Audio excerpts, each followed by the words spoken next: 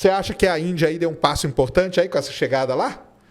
Muito. Muito, Pô, né? É assim, um negócio... A gente estava falando um pouco disso antes, né?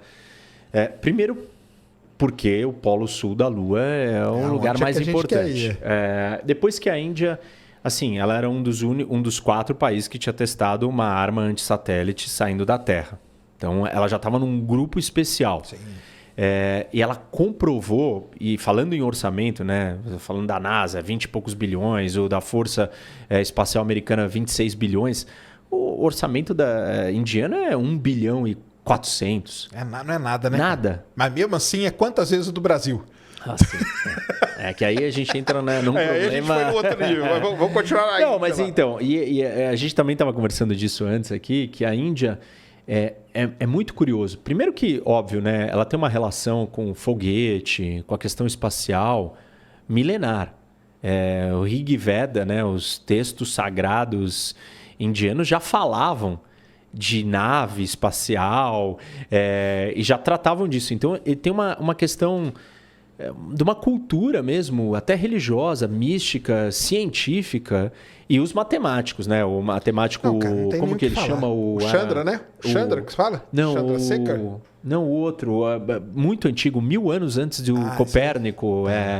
Ele já falou que a Terra, né? Já tinha dado a entender que a Terra não era plana e tal.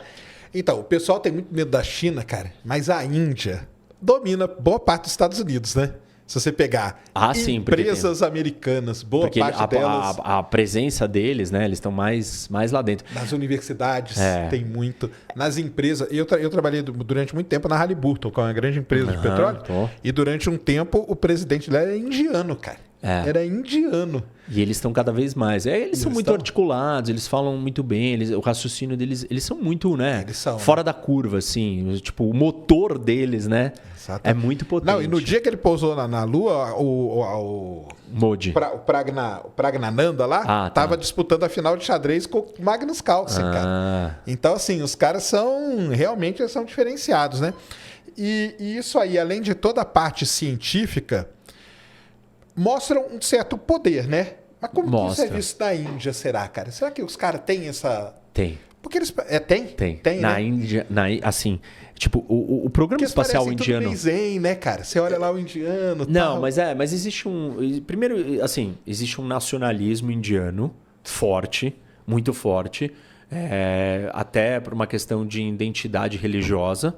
E ele está sendo reforçado, o Modi, que ele está instigando esse nacionalismo hindu. Esse primeiro-ministro que está lá agora? Isso.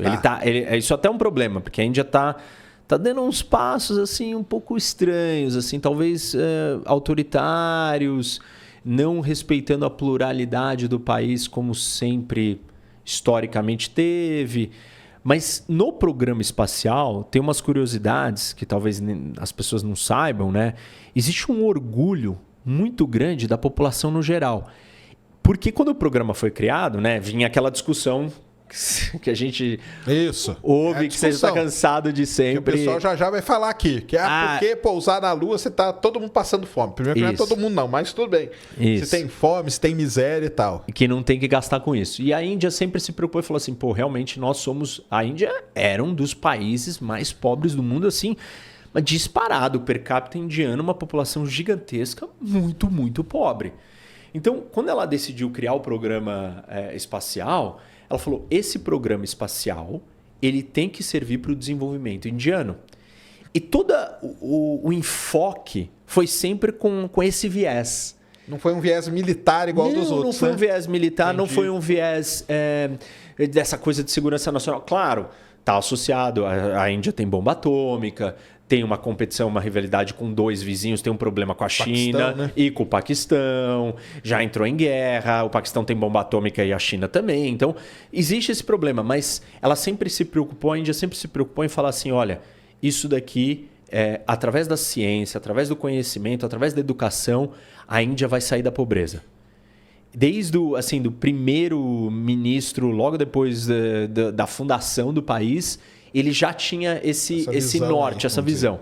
E aí, eles instituíram no currículo escolar, em todos os níveis, educação sobre o programa espacial. Então, o indiano ele olha e ele sabe que aquilo está fazendo efeito. E está fazendo efeito. A gente mesmo comentou aqui, você levantou uns pontos. Para o pessoal, né? Eles têm o programa, o satélite de sensoriamento remoto é deles mesmo.